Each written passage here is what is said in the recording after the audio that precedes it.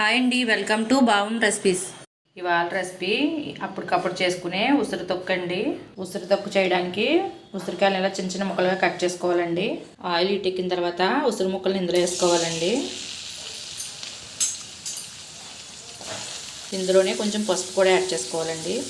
ఉసిరికాయ ముక్కలు కొంచెం మెత్తపడే వరకు ఫ్రై చేసుకోవాలి. ఇలా వేగితే సరిపోతుందండి. ఉసిరికాయ ముక్కని గరిటతో కట్ చేస్తే కట్ అవ్వాలండి. ఇలాగా వేగిపోయినాయండి. ఒక ప్లేట్లో తీసుకుందాం.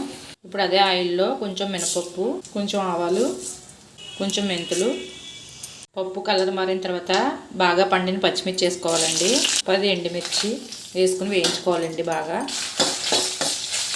ఎండుమిర్చి పచ్చిమిర్చి కూడా వేగిపోయినాయండి. ఇప్పుడు స్టవ్ ఆఫ్ చేసుకుని చల్లారనివ్వాలండి. ఇప్పుడు చల్లారిపోయినాయండి. మిక్సీ పట్టుకుందాం.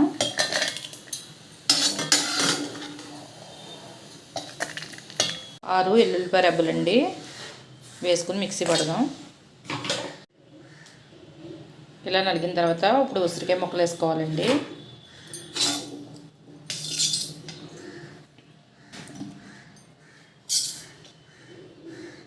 ఉసిరికాయ ముక్కలు వేసుకున్న తర్వాత సాల్ట్ వేసుకోవాలండి.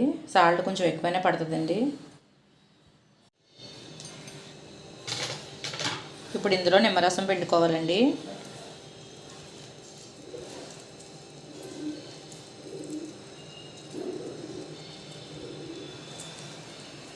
మళ్ళీ ఒకసారి మిక్సీ పడదాం. రెడీ అయిపోయిందండి. ఇప్పుడు పోపు పెట్టుకుందాం. ఆయిల్ ఇటెక్కిన తర్వాత శనగపప్పు, మినపప్పు, జీలకర్ర, ఆవాలు, ఎండుమిర్చి వేసుకోవాలండి. కొంచెం కరివేపాకు. పోపు వేగిపోయిందండి. ఇప్పుడు పచ్చడిని యాడ్ చేసుకుందాం.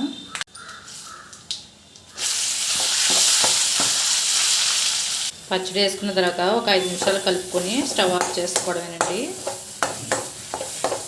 రెడీ అయిపోయిందండి ఉసిరి తొక్కు. చాలా అంటే చాలా టేస్టీగా ఉంటుందండి. మీరు కూడా ఈ ప్రాసెస్లో ఒక్కసారి ట్రై చేయండి. ఇది 1 మంత్ వరకు నిల్వ ఉంటుందండి. మనం వాటర్ ఏది వాడలేదు కాబట్టి 1 మంత్ వరకు ఉంటుందండి. ఉసిరి తొక్కు, మిరియాల రసం, ముద్దపప్పుతో ఒక్కసారి ట్రై చేయండి. చాలా టేస్టీగా ఉంటుందండి ఈ కాంబినేషన్లో. ఈ వీడియో కనుక నచ్చితే లైక్ చేయండి, షేర్ చేయండి. మరిన్ని రెసిపీస్ కోసం సబ్స్క్రైబ్ చేయండి.